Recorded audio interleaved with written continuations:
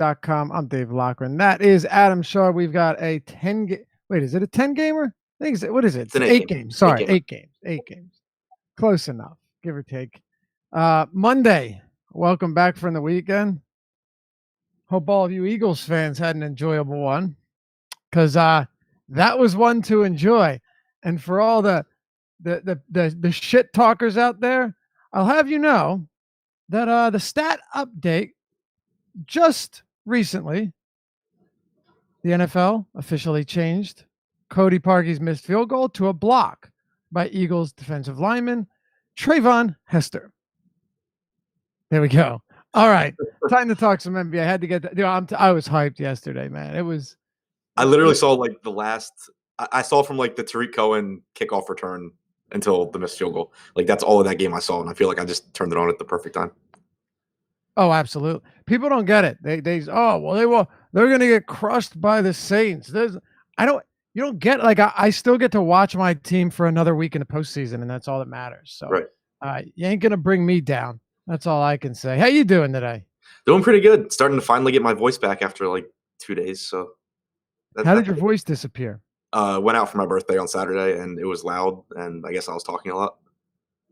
But, so yeah, I haven't really had a voice since yesterday or most of today. Happy birthday, by the way. Thanks, man. 29? 29, yeah. 29. All right. Almost at the big 3-0. Yeah. Life moves fast. Yeah, exactly. There's nothing to look forward to. I can assure you of that. All right. Let's get into it. Before we do it, I wanted to ask you, is it me, or are there like several games on this slate that, well, maybe not several, I guess several games that kind of look unappealing on the surface, but then actually you might have to target, just based on right now value. I don't want to say it's scarce. I don't want to say there isn't any, but when you're targeting value, it's going to be guys like, facing Boston and facing teams in matchups that aren't particularly great, but at their price points, it really matters a whole lot less. It mitigates most of that concern. Yeah, this slate's weird in general. Like, I agree with you on that. And for the most part, like most of the matchups, I can find at least one thing that I don't love about it. And where it's like, oh, I wouldn't really like this guy, but on this slate, I really like them. Like, I don't know. There's no one game where I'm just like, I can't wait to get as many players as possible from this game. Yeah, pretty much. It's kind of how I feel as well. And then Orlando has a massive pace-up spot. So do the Grizzlies, but Orlando's playing a second of a back-to-back. We'll get to all of that throughout the show. We're with you till 6 p.m. Eastern time, and then the live before lock crew is going to take you up to 7 p.m. lock. Only one 7 p.m. game as well, so keep that in mind. Only one 7:30 game. You actually have 3 games at 8 o'clock, 1 at 8:30, and then 2 at 10 Eastern time. So not a whole lot of early action on Monday's slate. Yeah, and the first game is a great one with Detroit and San Antonio. Oh yeah, real barn burner. I was thinking too. The national championship for college football is tonight. If I swear, over the past several years, the NBA had scheduled like 2 games or so on national championship night. You go back and look. I'm almost positive they've usually been really small slates. I think every you're right. Single time. Yeah, and the reason I remember it is because Monday generally isn't anything less than like 6, you know? So it's kind of weird. But I just vaguely remember it like looking at being like, oh, cool, it's Monday, and then looking at the NBA slate and being like, what the hell? Why isn't this worth playing? And then I realized it's so I can watch a stupid college football game. Yeah, pretty much. All right, let's jump into it. By the way, welcome to everyone. Hope you guys had a good weekend, as good as I did. And well, hopefully the week continues to get better and starts off on a high note today. Hopefully we can help you out and win some money here with the deeper dive. Detroit, San Antonio, Spurs 2.5-point favorites. This line's actually been moving in favor of Detroit recently. It was 3.5, then it was at 3. Now it's at 2.5. The total isn't particularly high. It sits at 214. But I think this is one of the games that, when I was just referencing it a few minutes ago, that you may have to dig out some plays here that you're not particularly high on. What are you doing with the Rudy Gay news, with him being out? Davis Bertans, had played 30 plus minutes with him out the other day. Earlier in the season, his minutes had been way down with Gay out, and it's been kind of difficult to pinpoint what his playing time is going to look like. But nevertheless, Rudy Gay is out again today, and they face Detroit in a game that, according to Vegas here, should be competitive. Yeah, a couple of value pieces of value open up without Gay. You mentioned Bertans, but also I'm expecting Jakob Poeltl to get the start here against Andre Drummond, Blake Griffin front court. We saw Poeltl start a couple of games ago. I expect that he'll start here. I have him at about 24 minutes. Obviously, I think it could be a little more, a little less, but especially on site on DraftKings and Yahoo, where you can roster multiple centers, it certainly puts him in play if he's going to play around 24 minutes at a near minimum price tag. 0.8 to 0.9 fantasy points per minute gives you a decent output there. And then I have Bertans at 30 minutes. Again, not a really highly productive player, but he's at least a differentiation play from what will probably be very popular Brooklyn value. So both of those guys, and then you can still kind of roll the dice on Bryn Forbes and Marco Bellinelli at cheap price tags. But Bertans and Poeltl would be the two value guys that I get to the most from San Antonio. Yeah, probably. And neither of them feels really. I'm not excited about it. Put it that way. I'm not playing them together either. Just because, not that they're like they certainly could both play 24 and 30 minutes like I have them projected at, but I think that more often than not, for one of them to hit their ceiling, it's that Poeltl's playing really well and Aldridge plays more time at the 4, or Bertans is playing really well and Aldridge plays more time at the 5. So I don't really want them in the same lineup together because I think it just starts getting kind of thin. It does get thin, and plus, it's just given the high usage that goes to two players on this team, and really Bertans' lack of peripherals. I don't see the need to risk both of them in the same lineup. And there are some cheaper options in other games that we can look at. What are your thoughts on Aldridge, though? So, by the way, if you're looking at DraftKings and FanDuel, there are some pretty huge pricing discrepancies, and there have been this year to a large extent. But just for an example, like Blake Griffin's 9,685 on DraftKings, 86 on FanDuel, 74 on DraftKings. And then just throughout the slate, like Drummond, or this game specifically, Drummond 9,300, Griffin. 9,300 on FanDuel, 81 on DraftKings. And if you look, I think you had mentioned this last week. We talked about it a lot. The center position on FanDuel always seems to have inflated price points, whereas on DraftKings, a lot of these guys are routinely underpriced. Let's talk about the front court on both teams, because while they may not be in the best spots and they might not be priority options, guys like Blake, guys like Aldridge, and guys like Drummond on DraftKings specifically are at prices that could have them hitting their or exceeding these salaries pretty easily, regardless of the spot they're in. Yeah, pretty appealing price tags across the board there. Aldridge at 74 on DraftKings and 86 on FanDuel.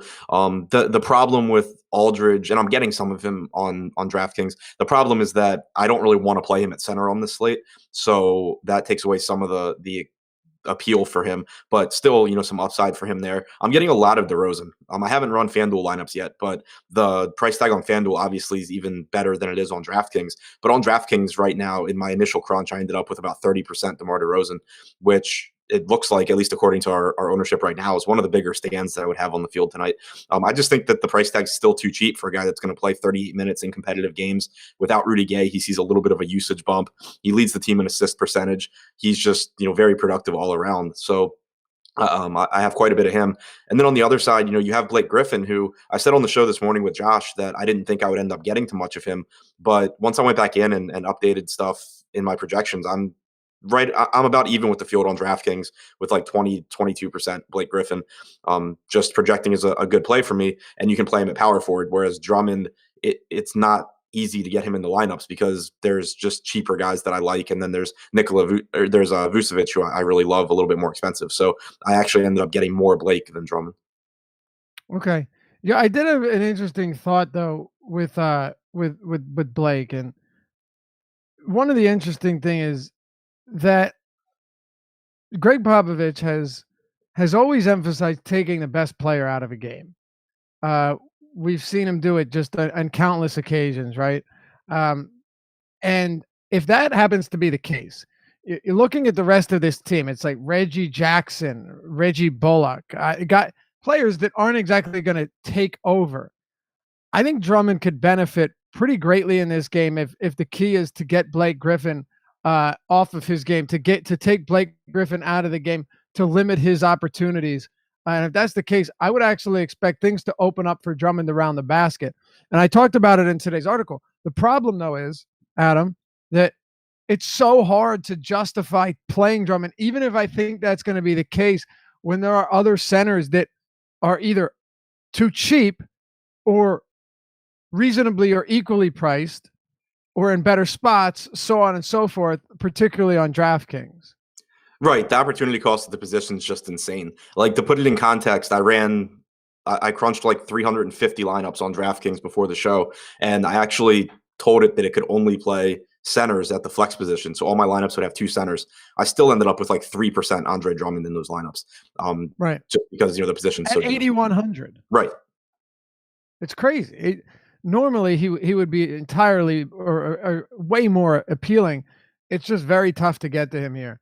And we'll talk about the centers that we like throughout the show. There are many of them, and many of them that you have to scroll down quite a bit to get to, who are also discounted beyond belief. But in this game, yeah, the guys in the front court are, as you just laid out, exposure here. They're all at good spots, at good price points, but I'm not sure how many of them I'm going to fall in love with, just based on the fact that I can get to other guys that I like more in better spots. And that's kind of where I'm at here. Is there anyone else on the other side, like a Reggie Jackson or a Reggie Bullock, that you might choke down and roster? Yeah, I don't hate Bullock. I mean, the minutes, he had a couple of games recently where the minutes came back down, but then last game he played up around 39 minutes. He's 30, I think 3,700 on DraftKings. That's fine. Like, it's not a spot that I love, but minutes are minutes. So having some Reggie Bullock, I think, is perfectly fine unless more value opens up. All right. Got anything else for this one? No. All right, let's talk Boston and Brooklyn then, because this game we got a lot to discuss. Kyrie Irving off the injury list. He had the scratched eye, so there's no reason to think he's going to be limited here at all. He'll be back. Marcus Morris expected to play as well. 10.5-point favorites at home, 220 total. But the interesting thing is on the other side of this game. We'll start with Brooklyn. You have obviously no Karis LeVert. He still hasn't returned. Alan Crabb still isn't back. Rondé Hollis-Jefferson remains out. And now you're down Joe Harris and DeMarre Carroll. So you got 5 guys that played an integral role in the rotation at one point or another throughout the season, all of whom are sidelined. So now you're looking at significant minutes from Rodions Kurucs and probably significant minutes from Shabazz Napier and 20 or so minutes from Travion Graham. This definitely mixes things up a bit. I think there's value here, but I also think it's very important not to get ahead of yourself and start saying, well, Theo Pinson played 28 minutes a week ago and then hasn't played a minute since, so maybe he'll be the guy. No, you don't want to go there. Yeah, way to make it so he has a career game now.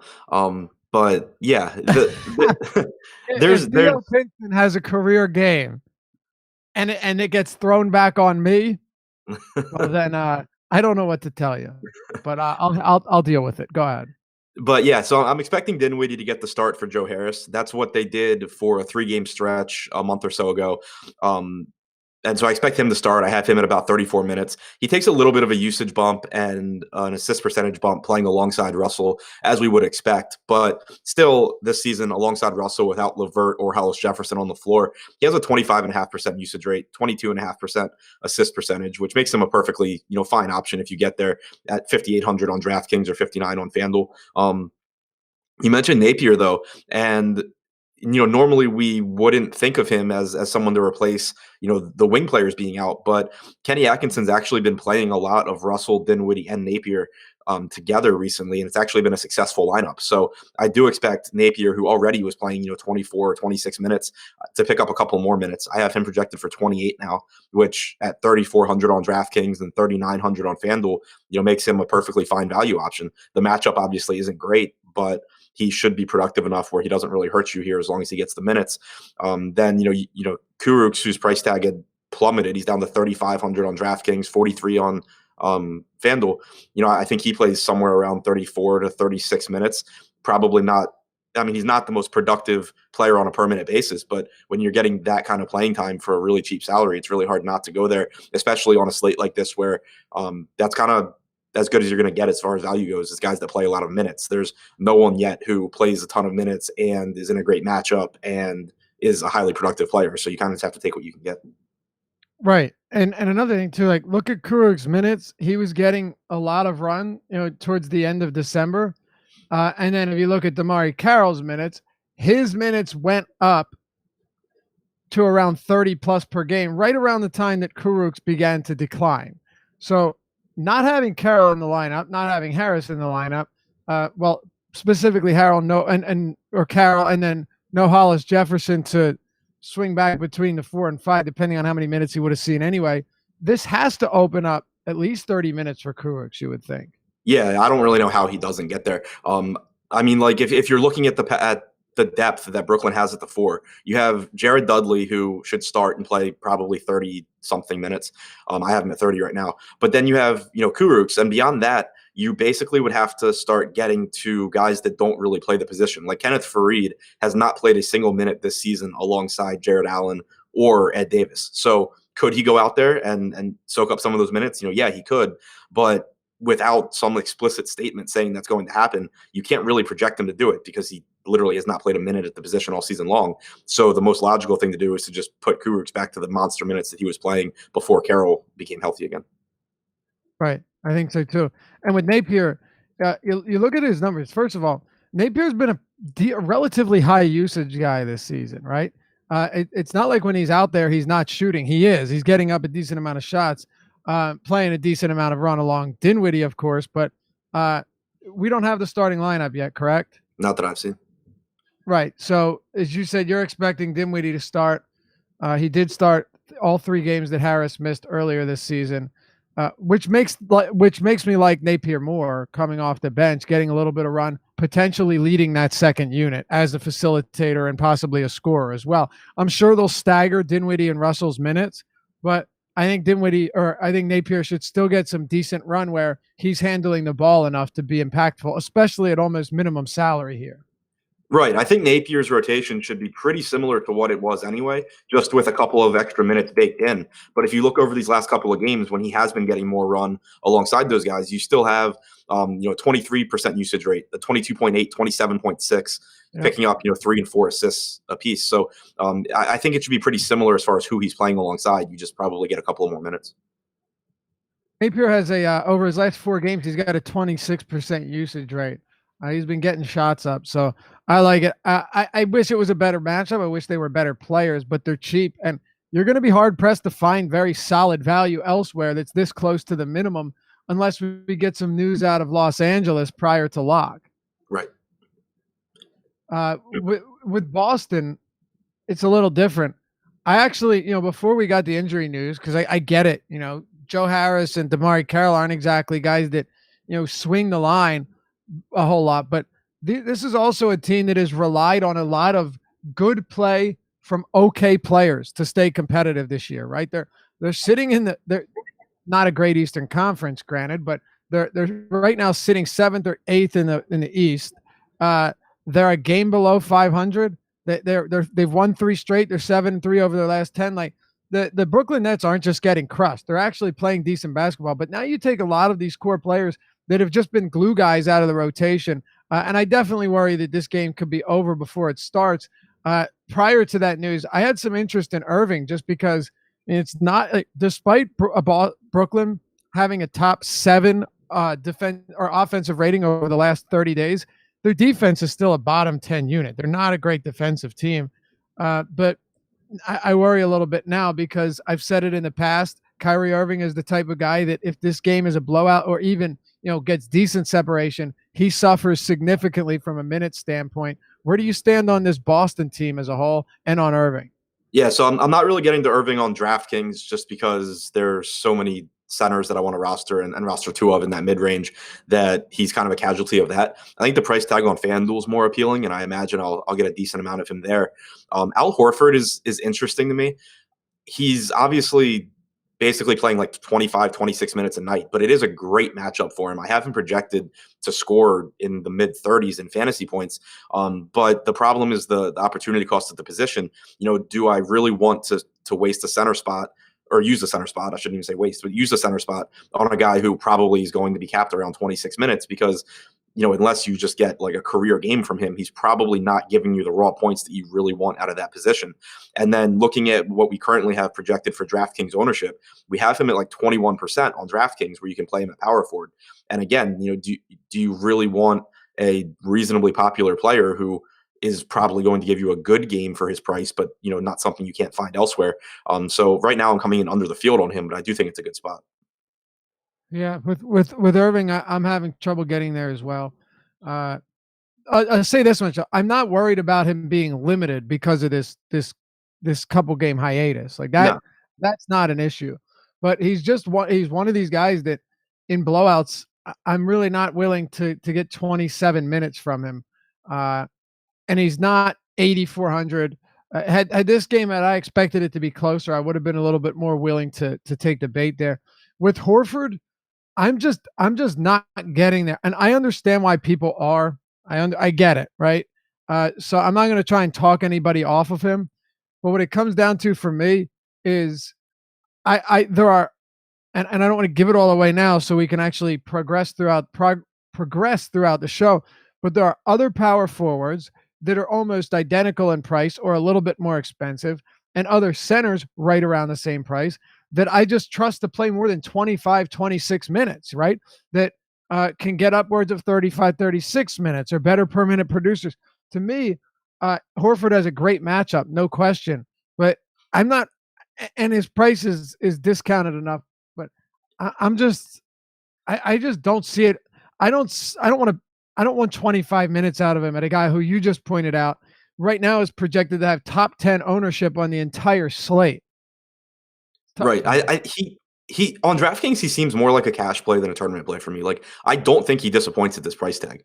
It's just that I don't want to use a spot in tournaments on a guy that it's like he'd have to, start averaging like a point and a half a minute to be getting to where I really want him in tournaments.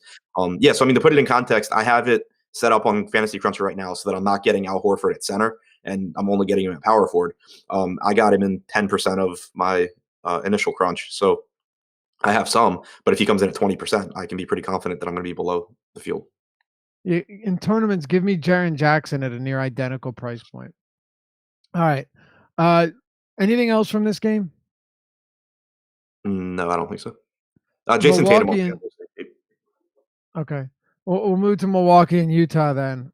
This is a game that I'm pretty light on pretty much everywhere. I had mentioned to Dan Stratford on our Early Bird podcast today that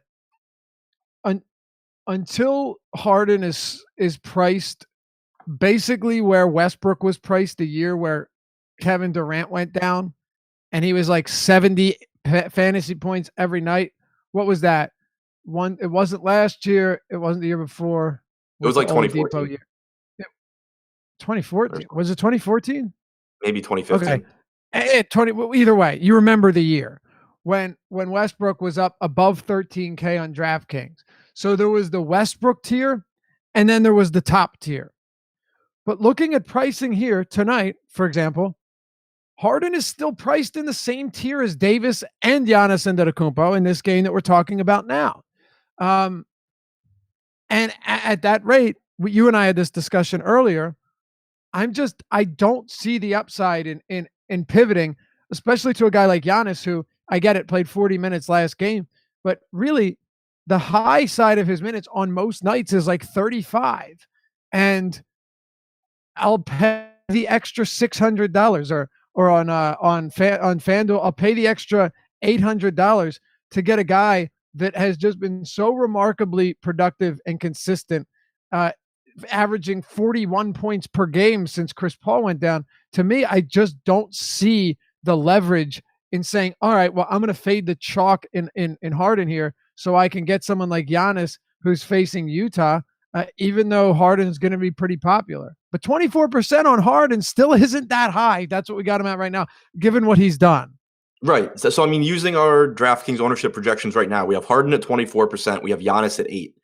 I have, based on my projections, I have Harden with a 46% chance to get to where I would like him to be in tournaments. I have Giannis with a 4% chance. So it's just it doesn't even come close for me. Like, if you want to have an argument between Harden and Davis, I think it's somewhat interesting, but I'm still siding with Harden in most spots. But between Harden and Giannis, I just don't see it really ever being a good move, because first you have to get Giannis to play like an unusual number of minutes, even to get to where we project Harden to in a median game. Then you have to have Giannis average significantly more points per minute than he does when his team's healthy in a matchup against the Jazz over those extended minutes, just to get where we expect Harden to be in an average game. You just start asking for a lot to go right. Yeah, a whole lot, and I don't see it being there. Not to mention that, and you and I don't we try not to focus too much on matchup, because with really good players, oftentimes it doesn't matter. But sometimes it plays into my decision making, right? And what I mean by that is it plays into the fact that, okay, if Giannis was playing the Kings in Sacramento, and there was, games expected to stay close, and the Kings play at an extremely elevated pace, and all of that, looks really solid, and he was $1,000 or $1,200 cheaper, we can talk about it. But at this, it's just really difficult for me to do. I mean, the Jazz over the last 30 days have the number one defensive rating in the entire league. In the entire league, they rank number one defensive rating.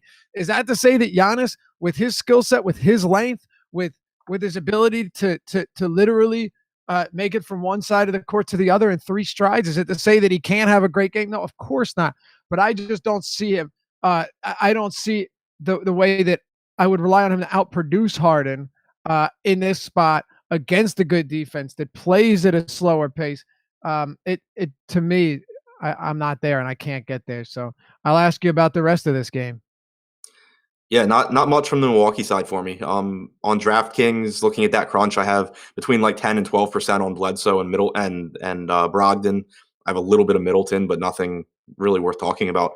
On a slate where like I want to go stars and scrubs because of Harden, and there's a really deep mid range at center. It's just not a lot that I'm prioritizing here from a fully healthy Milwaukee, or mostly fully healthy. DJ Wilson's doubtful, but a mostly fully healthy Milwaukee team going against Utah.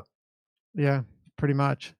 Is Eric Bledsoe mildly entertaining at 5,900 on DraftKings? I guess you could say that, but it's still a spot where if I get some of him, I get some of him. It's not going to be a priority, and pretty much the same feelings on Utah as well. I guess I had to ask you about Rudy Gobert though. He's 7,200 on DraftKings, 8K flat on FanDuel, but comes back to the same thing again.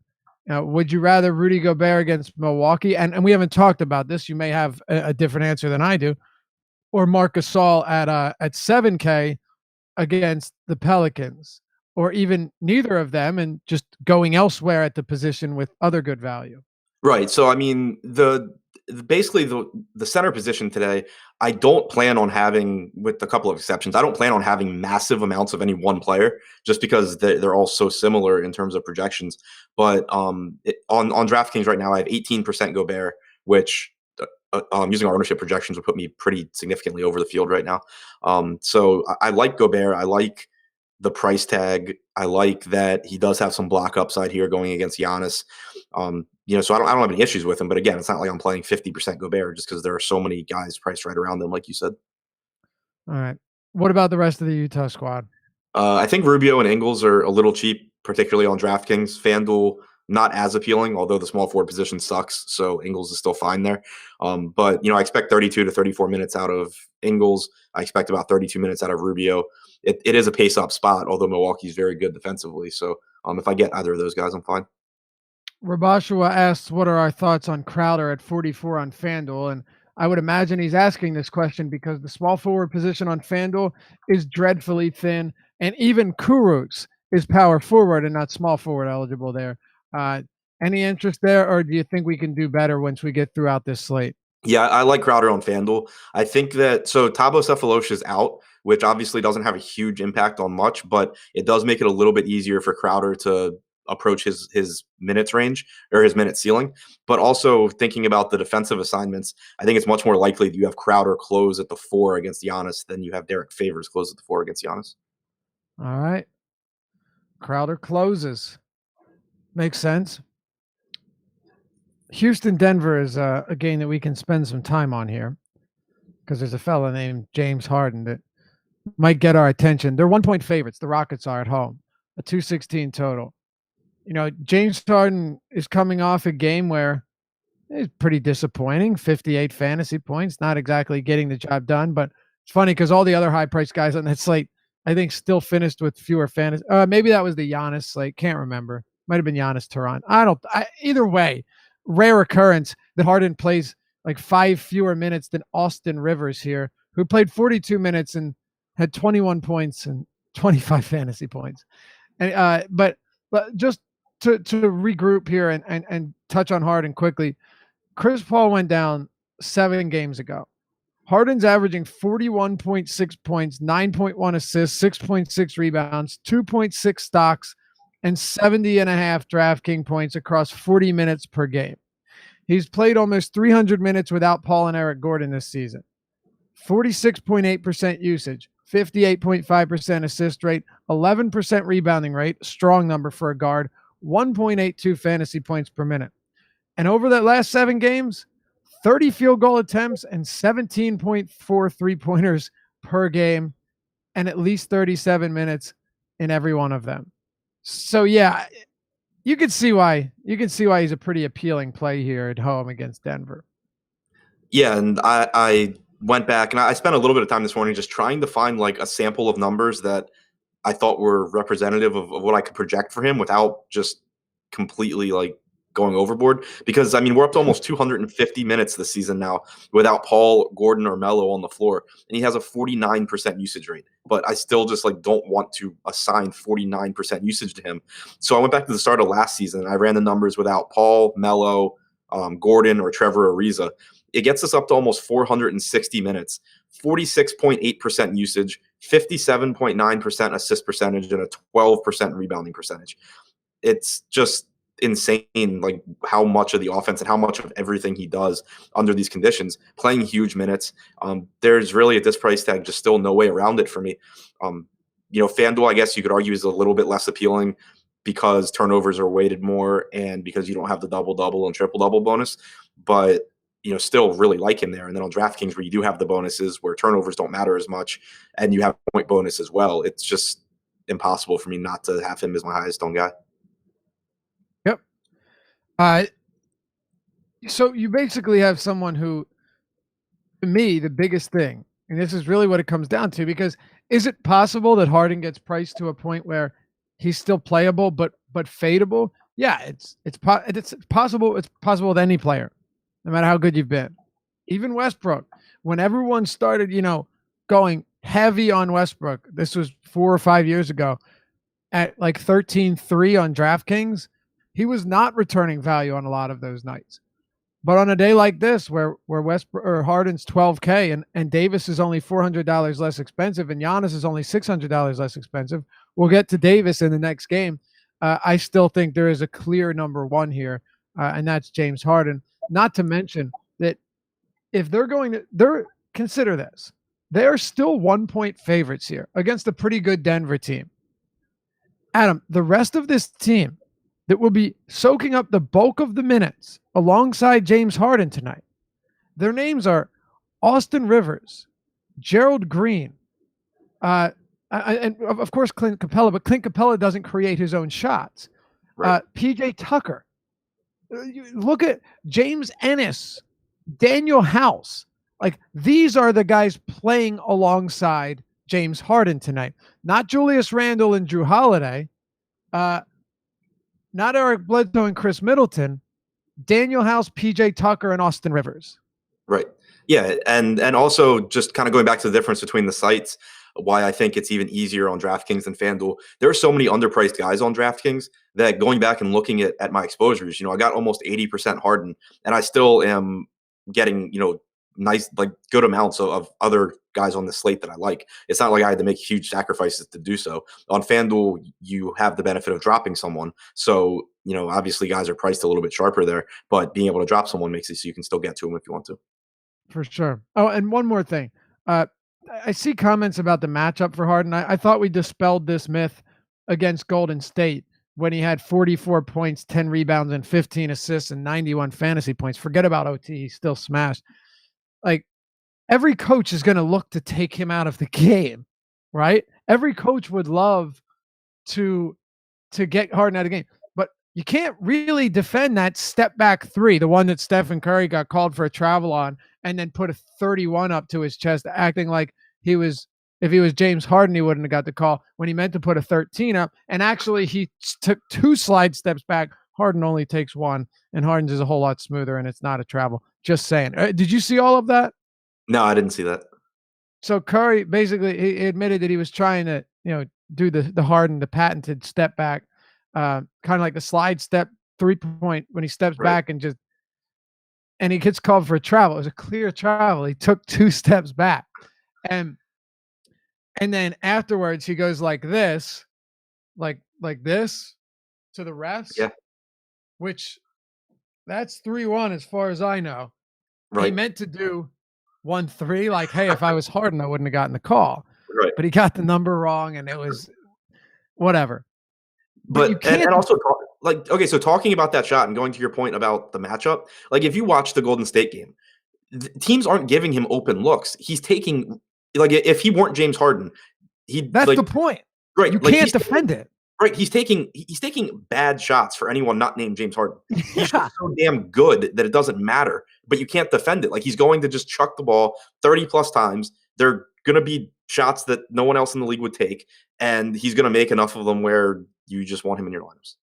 And he's going to get to the line at a ridiculous clip.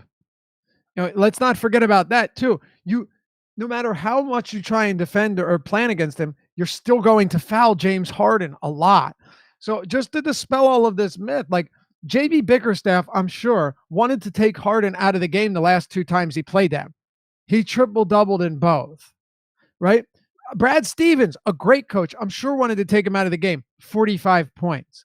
I'm sure, I'm certain that Billy Donovan didn't want him having a huge game on Christmas Day, 41 points. Well, what about Greg Popovich? 39 points. It just doesn't work. Like, Quinn Snyder, I bet, didn't want him putting up 47, but he did. Right. You can make that argument more about big men who you have to get the ball to them. You confront them. You can double them as soon as they get the ball. You can't do any of that to Harden. And even if you can, he's still taking 30 shots. Right. Yeah. And if you do, he's going to just step back to, 5 feet behind the 3-point line. Right. Right. It's or he's going to laugh. I would also recommend everyone checking out the Stephen Curry thing. It was pretty hilarious, especially getting the numbers wrong. Do you have any interest in? And by the way, I wasn't. Robashua said I lost the bet, so I'm not arguing the fade Harden here. I wasn't even talking about you. I'm just talking about I hear this stuff about the matchup all the time. He said at what price? He said, but at what price is he too expensive? Well, that's totally contingent upon how expensive the players around them are, Adam. Like, if he's 13K and Davis and Giannis get up above 12K, it just depends how far separated he is from other players that are also very good. That's how I see it. It's not like an actual. I'm not setting an actual number. It's all relative. So to put it in context, just looking at my DraftKings spreadsheet right now, where I have all my projections and I have the probability that I think every player hits the score that I want them to in tournaments based on their salary, I have Harden at 46% to hit it. The next highest guy out of people in like that aren't, Shabazz Napier type value plays, it's like Blake Griffin, DeMar DeRozan, Yusuf Nurkic, all between 20 and 24%. Right. So crazy. Yeah, I have him as like a 20 percentage point chance higher to hit the target score that I want him to hit based on his price than anyone else on the slate that isn't a value play. And at 12K, his target price isn't 49 either. Right. It's 72.6. That's absurd. We haven't had this since the Westbrook year. It's true. Right. Yeah. It literally was like, I don't want to roster Russell Westbrook at 13K. I also don't want to lose every buy-in. Right. Right. And there were a lot of nights at 13-3 or 13-2 that Russell Westbrook killed you if you actually had him. Right. But not at 12K. Right. And also what ended up happening with Westbrook, and it got to the point where you stopped rostering him, was it was forcing you onto like one specific roster construction. And it was making it so if you rostered Westbrook, your tournaments were basically decided by like shitty value play versus shitty value play. That's not the case now. Like that's kind of the point that I was making on DraftKings, where I still have exposure to a lot of guys that I wanted exposure to. Like it's not like it's forcing rostering Harden isn't forcing me onto like one lineup with like a bunch of 1v1s. Like I'm still getting different variations of lineups. Exactly. And that'll do it for the Harden discussion. I could talk about this dude for hours. I really could. Austin Rivers, I get it. The minutes are there. I still have a very tough time swallowing that pill. Gerald Green has played 28 and 30 minutes over his last two games. Honestly, I'd rather take a near $1,000 discount on Gerald Green and hope that he just gets hot, because Harden is the guy that's doing a whole lot of the work, but you really don't have any shooters on or any reliable guys on this team, unless you're talking about like Rivers or Gerald Green. What are your thoughts on the rest of this Houston team, particularly the cheap guys? Yeah, I mean, out of the cheap guys, whatever I get, I get. Like they should get open looks because of Harden, but none of them are really going to do anything other than shoot, and none of them are like a high volume guy. Like they're all just going to get some open looks and be scoring dependent. So whatever I get, I get. I do like Capella on DraftKings. He's like 7,500. I am getting a lot of him right now, just because again, I expect 34 to 36 minutes out of a guy who's probably going to average around 1.15 to 1.2 DraftKings points per minute at a $7,500 price tag. What about the Denver side of the ball? Nikola Jokic is 10K on DraftKings, 10-4 on FanDuel. Coming off of a decent 39 point, 12 rebound, 73 fantasy point game. He's dropped 50 plus in 4 straight now. I mean, you're starting to see the version of Nikola Jokic that can just flat out win you tournaments, especially at still a reasonable salary. But I want to know where you have him compared to other guys at this position, because Vooch, yeah, he's playing a back-to-back, but man, is he in a good spot. I will go down the list of guys like Nurkic and Gasol at a discount. Willie Cauley-Stein is too inexpensive. Other guys that have eligibility at center on DraftKings. So where are we prioritizing or ranking Jokic here against Houston in what we can almost be certain should be a close game? I like it more on FanDuel just because the center position's priced up more. On DraftKings, it's near impossible for me to get there, and it has nothing to do with Jokic. I mean, I love Jokic, but I like Vooch more, and he's less expensive. And then you have that mid-range and like the 5K range with Cauley-Stein, where it's just really, really tough for me to swallow the opportunity cost to get up to Jokic, because it's not even like you're fading one or two mid-range guys. You're fading like Did I lose him? right. And so like let's say Jokic goes and scores 55 or 60 points. That's good. Like you're happy with that. But out of that entire range of guys, you have to be running pretty good for one or two of those guys not to also score like 50 to 55. At which case you're still kind of at a disadvantage there. So it just makes it really tough for me to get up to him. I'm prioritizing Vooch as my expensive center on DraftKings. All right. Yep. So am I. It definitely would make sense to get a little bit cheaper there. And there are still like 4 or 5 centers we haven't talked about yet. Paul Millsap is expected to start again today. He's 5,400 on DraftKings. I don't see myself getting there on FanDuel at all. He's 6,500. Some of the guys that I like more in that range. What do you make of Paul Millsap if he gets back to like 28, 30 minutes here? He's actually a 1.14 fantasy point per minute guy on DraftKings this season. Decent numbers. Not the same guy from Atlanta where he was kind of the do-it-all, all-purpose power forward that we saw pretty much contribute everywhere. But I do want to get your take on him at 5,400, assuming he is reinserted into the starting lineup. Yeah, I mean, I don't have an issue with getting to him. I didn't get to him a whole lot on my initial crunch. I got somewhere around 5%. But it's a perfectly fine price tag. I haven't projected for 30 minutes. If I get to him, I'm fine with it. You have any other interest in Denver? Nah.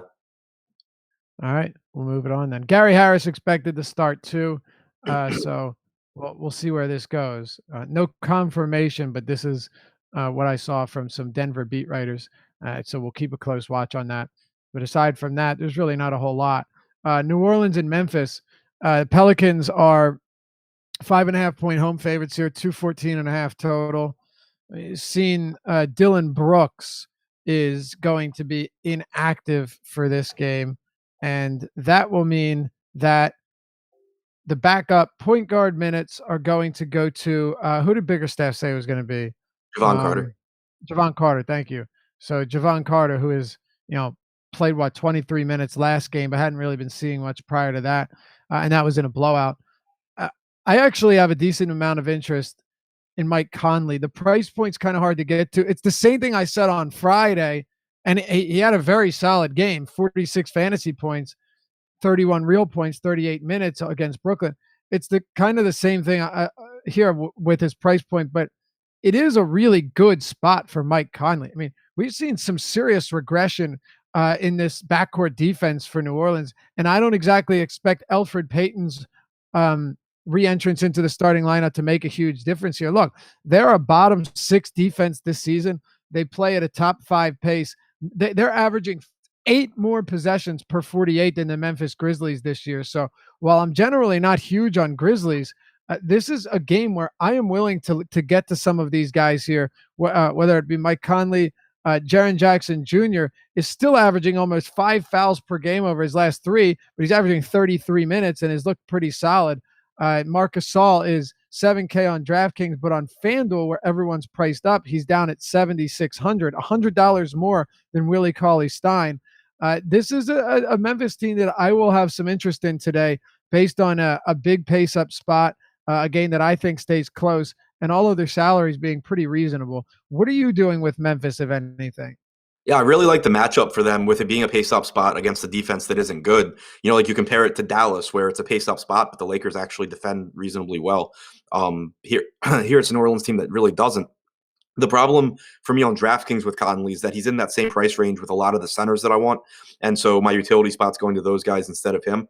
Like I said, I haven't run my crunches on FanDuel yet, but I expect that I'll be a little bit higher on Conley there at a very reasonable $8,100 price tag. Jaren Jackson, I agree the upside's there. I'm not getting a lot of him. He's a little more expensive than I would like. It's not a bad matchup, but it is a dangerous matchup in terms of who he has to defend here, knowing his foul issues. Not that I take foul trouble into account, but it's just worth pointing out. I have a decent amount of Gasol. I like the matchup. I like the price tag. The guy I actually have the most of on DraftKings, though, is Kyle Anderson at 5,200, playing 38 minutes in competitive games. With Dillon Brooks out, I don't expect Justin Holiday to start taking minutes from Kyle Anderson. I still think that you get close to 38 minutes from Anderson here. And, he's just he produces in a variety of ways. He's not a great scorer, but he does enough different things to where I still think that 5,200 is too cheap. 6,600 on FanDuel is not as appealing, but he is at least a small forward at a terrible position, so I still don't hate it. Okay. Yeah, I hate the price point. I don't hate the matchup. It's a good spot.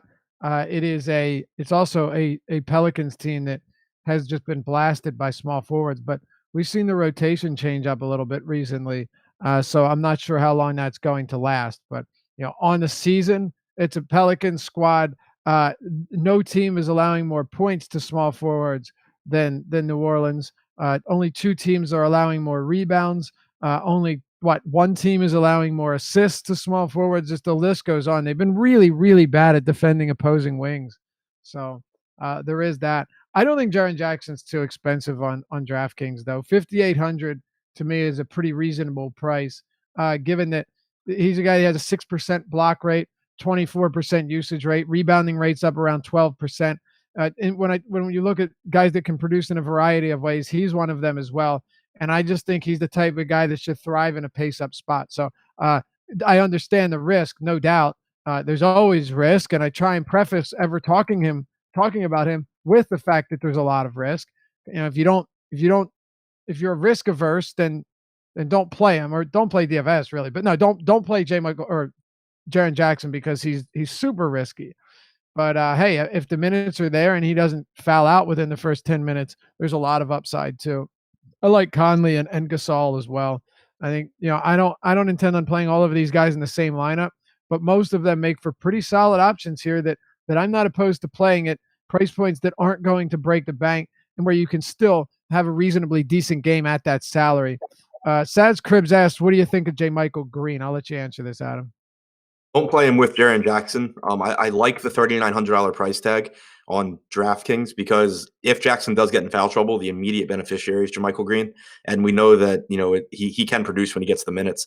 So I don't mind him. He's not a priority for me, but I think I have around like 5% on DraftKings right now. All right, let's talk about the Pelicans. I guess we have to start here with Anthony Davis. His last 10 games against the Grizzlies, and I generally don't take this into account, but I just want to put it out there.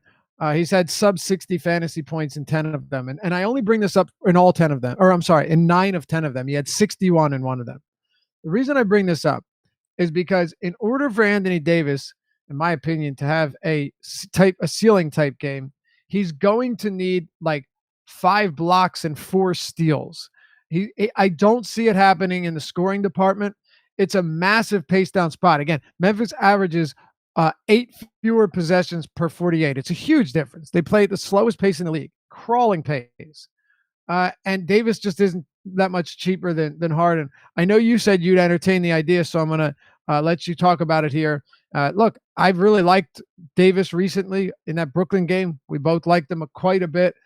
He's had 2 monster games over his last 4, and he's very capable of breaking slates. I just think it's more difficult for him to do it on this. Not impossible, but the probability of him doing it against Memphis, to me, is just decreased enough to where I don't think I'm going to make that pivot. What are you doing with Davis? Yeah, I mean, I'm there with you. The matchup obviously isn't great. I think that if you are going to pivot from Harden, Davis is the guy to do it with, just because you expect him to play more minutes than Giannis, up in this price tier. And he just more frequently is the one that goes out there and gets like 80 points. But it is still a tough matchup. I still think that Harden beats him, much more often than not. And right now we have Harden projected for 24% ownership and Davis for 10.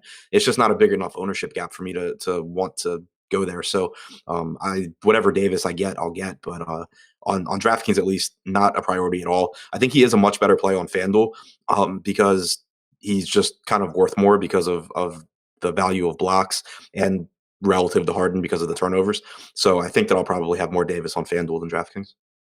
Okay, what about the rest of this team? Drew Holiday's assist totals have come down significantly, very low, very small sample. But you look at the last 2 games with Elfrid Payton healthy, Drew Holiday's just not getting nearly as many touches. He's not serving as he's not bringing the ball at the court as much, not facilitating as much. To me, that is seriously concerning, and it's something I take into consideration, especially against Memphis. It's kind of a Pelicans team that, on the whole, I'm just not that enticed by. You have anybody here that you like? No, I have nothing. FanDuel, I don't have anyone except Davis as being, a particularly good play. Julius Randle's okay on FanDuel. But then on DraftKings, I ended up in that first crunch with like 5% Davis, 1% Drew, no Randle. I don't think I had any Peyton. Okay. By the way, Jakob Poeltl will start in place of Rudy Gay for the San Antonio Spurs. So Jakob Poeltl is starting. We have that news, critical news. Let's move on. Dallas and the Lakers. Dallas here at home played much better here this season. They are 8-point favorites, Adam. 8-point favorites against the Lakers. 222 and a half total. Hell, the Lakers have not looked good recently. I mean, they've lost 3 straight games. Give them a pass on the OKC game, but a home loss to the Knicks and just getting torched to Minnesota. Minnesota wins by 22 and Tibbs gets fired. That's always interesting, huh? But yeah, that was surprising. It really was. They're playing at the fastest pace in the league, though, the Lakers, since LeBron went out. And if you've watched any of him, you'll see it's pretty obvious. With Lonzo seeing 96 touches per game over that span and just really pushing the pace. I mean, watch him bring the ball up court. He pushes the ball up court. He's doing a lot of things well, but the free throw shooting has been just disastrous. I actually read a good article on him diagnosing some stuff today, and it talked about and showed some slow motion and just some layups when he drives to the rim. He's getting no lift on his shots around the rim on what should be easy layups. I mean, a few of them didn't even hit the rim. They went under the rim on layup attempts because he's just getting no lift. And he does so many things well, and then he does so many things that you're like, man, this has got to improve. But if there's one thing he's doing, is he's clearly pushing the pace. 108 possessions per 48 since LeBron went down for this team. That's a huge number. And well, that's about the only good thing I can say about the Lakers. But we can start on a million different spots if we want to talk about how Walton changed up the rotation in the second half last game with Beasley, or if you want to tell me who you expect to start, or if you even think Kuzma is going to play. The floor is yours. There's a lot to get through here. Yeah, I mean, I have no idea if Kuzma plays. Right now, I have him projected out, which gets me a lot of Lance Stevenson at 4K on DraftKings and 4,200 on 8-point FanDuel. line would also suggest that too. I'm not saying he's going to swing at 5 points, but 8-point dogs is quite a bit. Yeah, that's a valid point too. So I have Kuzma out right now. I'm not super confident in that, but that's where I'm at right now. And so if he is out, I expect Caldwell Pope to get back in the starting lineup. Last game, Zubac started alongside JaVale McGee against the massive Minnesota front court. Beasley started the second half. This is just a smaller Dallas team with Harrison Barnes starting at the 4. So I expect that you would get Caldwell Pope back in the starting lineup. If that's the case, he's still expensive enough where I don't really want to go to him. But Lance Stevenson, if that's the case, is still cheap enough where if we're going to get 26 to 28 minutes from him, I think he ends up being a good value play. And he'll come at lower ownership because I assume we won't have the Kyle Kuzma news by 7 o'clock, most likely. And if that's the case, then obviously Stevenson's ownership's lower. Lonzo, I think Lonzo and Ingram both more appealing on FanDuel than DraftKings just because their prices are better. Also both more appealing if Kuzma is out. Yeah, it's a shit show to say the least. If could KCP go back into the starting lineup? Yeah, if Kuzma's out. But I also don't think it's crazy to think that Beasley could start just because Walton might be looking for some type of spark. And hey, we've seen him do it before, have we not? For all of his flaws, Beasley can put up some decent point totals in a hurry. If we do happen to get some news, and this is an 8:30 game, not a 10 o'clock game, that's nice. And when it comes to the only thing would be I would like to see it before the 7:30 game because then you could play Beasley over Kurix if you want. And right, if you want to play both of them, fine. But that is kind of a significant 1-for-1 swap at a pretty close cost. You know what I mean? Yep. So it's tough, but it's 8:30. It's not 10. We might get the news. But Zubac started alongside McGee against Minnesota's bigger front court. But then in the second half, things were not going well. They were down 20. Beasley started the second half. Kurix came back off the bench. KCP continued to come off the bench. I don't think it's crazy that if Kurix is out, Beasley starts just to get somebody to energize this offense. And I think they desperately need another scorer here. We've seen how much they struggled with Kuzma out on top of LeBron.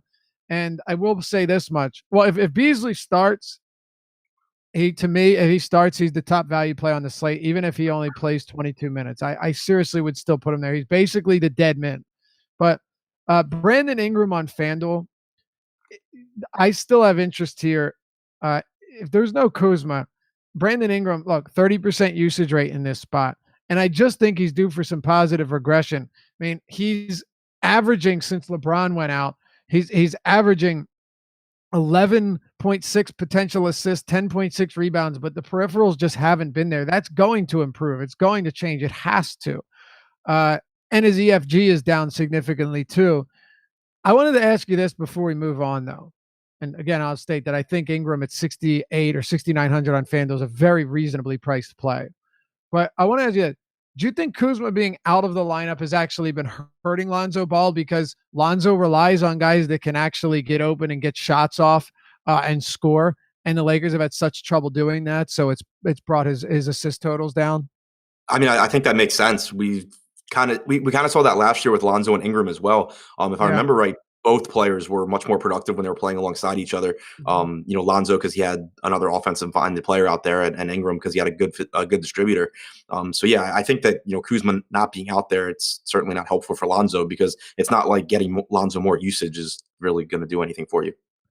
Right, and I think it's only a matter of time before Brandon Ingram has himself a game.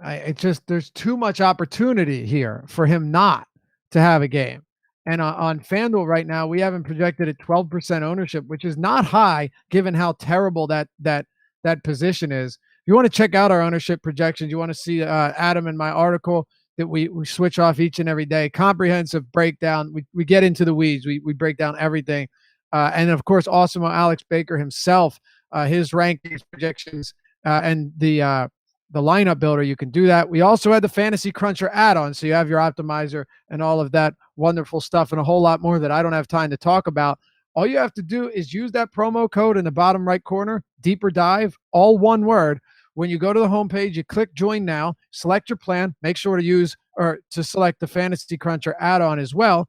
And when you're checking out, you'll be prompted to enter a promo code, Deeper Dive, one word. You get a free week, no strings attached. You can try everything out before you decide to make a decision. It's well worth it. Even if you don't plan on buying, definitely check it out. And by the way, you get into our Slack chat as well, which is basically around the clock discussion and talk and banter for pretty much every sport. Okay. Ricky says, who are you going in that mid-range at point guard over Lonzo? What about you, Adam? On FanDuel, sorry. Let me see. I like Lonzo. I like Lonzo on FanDuel. I haven't run too. A whole lot more on FanDuel. Yeah, like I haven't crunched it yet, so I can't say for sure like where I'm going, but I do like the Lonzo price tag there. Me too. I'd rather Conley on DraftKings though at a pretty similar cost, but Lonzo at 69 is really fair. I don't really have either one on DraftKings because I've just played Napier at point guard and then played as many centers as I could. All right. What else in this game, if anything, on the other side? If you want to talk about Doncic and DeAndre Jordan's price is down, but once again, he's going to be a victim of good or bad pricing at center. Yeah, I have a lot of Luka on DraftKings. He came in around like 25%. His usage, even with Dennis Smith Jr. back, has been extraordinary. Like he's up over 30%. He's got a usage percentage up around 27% still. Should play 32 to 34 minutes. But he's someone who the pace of this game, it makes me really like it because he just contributes so much in addition to scoring. He picks up assists, he rebounds. He can really make the most of the extra possessions against this Lakers team without it just being as a scorer. So I really like Luka here, regardless of site. I love DeAndre's price on DraftKings at 6,100. Like you said, it's not that I'm going to have tons of him just because the position's so deep, but he's still coming in similar. I still have similar exposure to him as I do to like Gobert and Marc Gasol. Yeah, it's a dirt cheap salary. So I don't think anyone's going to blame you for getting some of him. Okay, let's keep it going. 2 more games to go here. And then the live before lock boys are going to take you up to 7 p.m. I also remember if you're on late swap sites, it's pretty friendly slate tonight. So hopefully we'll get some news, but we don't know. Josh and Eddie will take you up to 7. So any breaking news that happens, then they're going to take care of you. But yeah, so we'll talk Portland and New York. Portland, 11.5 point favorites, 221 total. I kind of feel the same about Lillard as I do with Irving. And then Nurkic at 8K, he's just been so good and so consistent in close games when he's not in foul trouble. Stotts giving him 30 plus each night. Nurkic would be my guy here. I'm having a tough time really finding my way over to anyone else on the Trailblazers. What about you? Yeah, I'm in the same boat. I mean, it's obviously a really appealing matchup, but outside, well, not even Nurkic. I mean, his price tag is fair. Also, it's just that it's less than Lillard, and I'm getting a ton of Nurkic. Yeah. But in general, I just like him a lot more on DraftKings than FanDuel. Where on FanDuel he's above 9K. He's 9,500. He's $200 less than Vooch on FanDuel. That makes right, it really and $1,500 less on DraftKings. Exactly. Right. Yeah, so I'm getting a ton of him on DraftKings at 8K. But it's keeping me from getting to like Lillard. I love the spot for Lillard, but I just would rather prioritize guys like Nurkic that are cheaper and just really get in as many of these mid-range centers as I can, and that combined with a bunch of James Harden is costing me some Dame Lillard here. So I'm hoping he just doesn't go drop 60 points on the Knicks, which he easily could. But it's a really good matchup for Portland. It's just that I think the price tags for these guys are more correct that for most of them than for other teams on this slate. Yeah, it's exactly the case. Even with Nurkic, I mean, I think we got spoiled, Adam. We were playing this guy at 6,400 and people still were fading. Yeah. Seriously. Yeah. Like that wasn't more than what, 2 weeks ago? Yeah, it wasn't long ago. I was actually surprised how much of him I have on DraftKings right now because I thought that with him, playing around 32 minutes instead of 34 or 36, that I'd end up not having him as like my highest owned center, but that hasn't been the case so far because it's just such a good spot. Yeah, it certainly is. I mean, Luke Cornett and Enes Kanter, Yeah. that should go well for them. I wasn't able really to get to much Knicks either. I'll let you talk about this here. Are you on the Knicks? Only a couple of guys. It's a really scary spot, obviously. But It I think is. that Moutier I offers. respect Portland's defense too. Not to Yeah, say that's the end all be all, but yeah. But no, I mean, I think that Moutier. I have some interest in Moutier. I have some interest in Noah Vonleh. Vonleh is just an absolute monster when he's not playing with Enes Kanter, even when Cornette's out there. Vonleh's rebounding percentage is up around like 21.5, 22%. Usage jumps to 17.5%. Assist percentage is at 15.5%. So he's someone where the minutes, obviously with anyone on the Knicks, the minutes can be volatile. But if you get 30 plus minutes from Vonleh, I think he has a nice ceiling at, a low 6K price tag. And the same goes for Moutier. You have Frank Ntilikina out for this game, who had been his direct backup. Trey Burke should take over that role now. But Moutier's just been a really high usage guy since being inserted into the starting lineup. He's at 29% when we start to account for Enes Kanter going to the bench. And he's, at a low 6K price tag as well. Probably won't have much ownership just because the Knicks are 12-point underdogs on the road. But to me, that makes him a really good tournament play just because he can pretty easily beat that price tag. all right. Anyone else for the Knicks before we get to this last game? No, not as a priority. All right, so this game is pretty sexy. Also, I don't know if you noticed, we don't have a single game with a total over 222, which is pretty uncommon for 2018-19 basketball, right? Yeah. But this one, Sacramento and Orlando. We'll start with Orlando here. You have a 221.5 total, which isn't great. I don't really care about that, but it's a huge boost in pace for Orlando. I mean, they're playing at a bottom 3 pace over the last 30 days, and Sacramento continues to play at a very fast pace. I mean, there's a lot that I like here.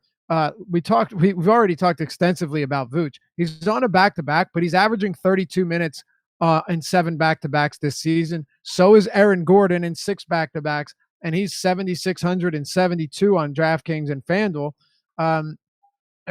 Hell, you could even convince me that Terrence Ross is a decent play, or I probably won't have any Augustine, but you get my point here. It is a very nice spot for Orlando in a game that Sacramento is favored by 5, but I think it stays close for sure.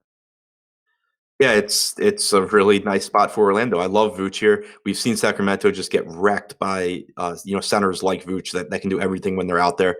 Over the last month, he has a 28% usage rate, but he also has almost a 24% rebounding percentage and over a 22% assist percentage. Like he's it's like Nikola Jokic-esque as far as the rates go. Not saying he's the same passer that Jokic is. Yeah. You think about it, he's averaging career highs in points, rebounds, assists, and blocks, but he's not averaging career high or even close in minutes. Right. He's just been absolutely insane. And now you get this great matchup against Sacramento. So even though he is relatively expensive, I'm getting a lot of him. I'm sure I will on FanDuel. I know I am on DraftKings as kind of like a second expensive play behind James Harden. So I like him a lot. I'm with you. Aaron Gordon is in a good spot. Whatever of him I get, I'm perfectly fine with. I think Jonathan Isaac's a fine value play. Probably comes with lower ownership than some of the Boston or Brooklyn guys and the Spurs guys. So I think that he's perfectly fine. It's anyone you get from Orlando, I'd be happy with. Yep. Mark Smith said Laffy talked up Ross on the early bird pod. I did, but keep in mind that was before the Brooklyn news. So I definitely have less of him now, but I don't think Ross is crazy. He's the type of guy that could go out there, 24, 25% usage, get up, 13 shots or so off the bench in a pace up spot. I like it. Someone asked, why no Augustine? It's not that I don't like it. It's just that you're with Napier. It's kind of tough. If you wanted to fade and go to Augustine just to get lower usage, I don't hate it. He could get upwards of 30 some minutes, but it's still a spot with a little bit with the news that's broken that makes it a bit more difficult. And then Sacramento, Adam, I just want to say quickly on Willie Cauley-Stein, and you'll close out the show because we got to go here. At home this year, and I do think it's made a difference, especially with the way Jaeger has been. He's averaging 6 more minutes per game and 9 more fantasy points. He's 57 on DraftKings. I have Willie Cauley-Stein as one of the best values on the slate, even though Orlando's done a solid job of limiting centers, I don't care at that price point. Willie Cauley-Stein to me is a spectacular play. All right. Oh, and of course, Bogdanovich. This game in general, I love. It's all you finish it out. Yeah, Iman Shumpert out again, so we should get Bogdanovich starting, playing in the mid-30s. Mhm. He's a really good play again. So is Cauley-Stein, like you said. Marvin Bagley is back. I have him projected for 20 minutes. I have Bjelica projected for 28. That makes Bjelica obviously less appealing, but at 4,800 on DraftKings, I still think he's okay. De'Aaron Fox, if I get some, I get some. The price tag on DraftKings is too low for his ceiling. The problem is just that it's too low for half the slate, so still not really a priority getting to Fox. All right. Well, there you have it. And hey, if you have any further questions, hit us up in Slack or on Twitter. Our handles are right there. And as always, we appreciate you guys. Thanks for tuning in. If you enjoy the content, hit us with a thumbs up. It helps us out quite a bit. Subscribe and hit the notification bell. Great luck tonight. We'll see you back here tomorrow on the Deeper Dive. Stick around. Live Before Lock coming up now. Good stuff, boys.